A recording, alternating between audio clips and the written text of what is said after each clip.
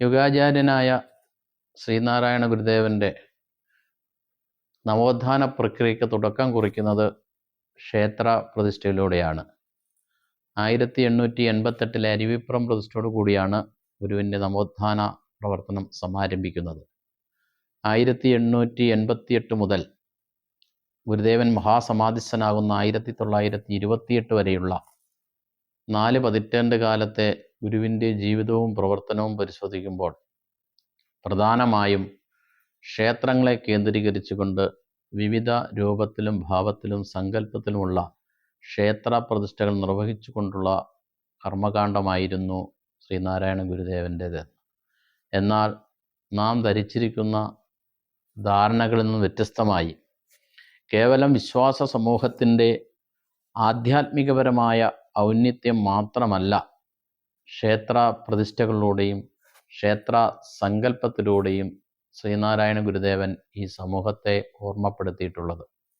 1888 മുതൽ 1928 വരെയുള്ള 4 പതിറ്റാണ്ട് കാലത്തെ ക്ഷേത്ര പ്രതിഷ്ഠകൾ പരിശോധിക്കുമ്പോൾ പടിപടിയായുള്ള ഉയർച്ചയുടെ വളർച്ചയുടെ സംഭവങ്ങൾ കാണുവാൻ കഴിയും.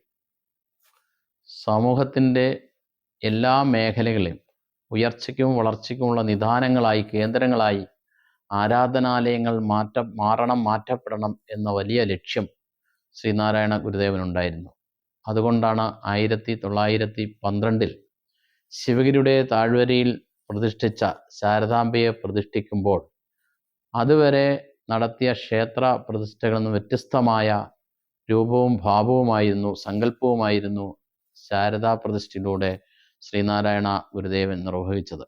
1912 ചിത്രാപൗർണമി നാളിൽ ശാരദാ പ്രതിഷ്ഠ നിർവഹിക്കുന്നതിന് വേണ്ടി 1908 ഗുരുവിൻ്റെ തിരുജയന്തി ആഘോഷിച്ച സന്ദർഭത്തിൽ ശാരദാമഠത്തിന് ശിലാസ്ഥാപനം നിർവഹിക്കപ്പെടുകയുണ്ടായി.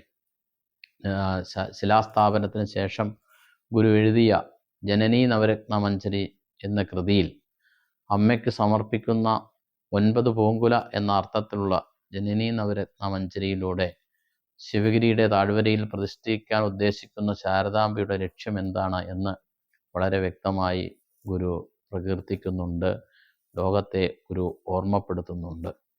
കേവലം ആരാധനയിലൂടെ മനസ്സിൻ്റെയും ഹൃദയത്തിൻ്റെയും ശുദ്ധി കേന്ദ്രീകരിച്ചുകൊണ്ട് ജ്ഞാനത്തിൻ്റെ മാർഗം, അറിവിൻ്റെ മാർഗം നേടുക എന്നുള്ളതായിരുന്നു ശാരദാംബയിലൂടെ ഗുരുദേവൻ ലക്ഷ്യമിടുന്നത്.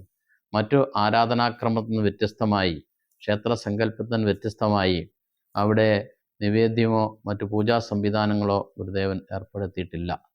കേവലം കർപ്പൂരം വരെ കത്തിക്കരുതെന്നാണ് ഗുരുദേവൻ നിർദ്ദേശിച്ചത്. കാരണം ഗുരു പറഞ്ഞത് ഭംഗിയുള്ള മച്ചിലെല്ലാം കരി പിടിക്കും എന്നുള്ളതാണ് കർപ്പൂരം കത്തിച്ചാൽ. അപ്പോൾ അവിടെ വരുന്ന ഭക്തന്മാർ ശാരദാംബയെ ധ്യാനിച്ചുകൊണ്ട്, പ്രാർത്ഥിച്ചുകൊണ്ട്, മനസ്സിനെയും ഹൃദയത്തെയും ശുദ്ധീകരിച്ചുകൊണ്ട് അറിവിൻ്റെ പാത വെട്ടി തുറക്കുവാൻ, ജ്ഞാനം നേടുക, ജ്ഞാനത്തിലൂടെ മാത്രമേ ജീവിത വിജയം കരസ്ഥമാക്കുവാൻ കഴിയുള്ളൂ.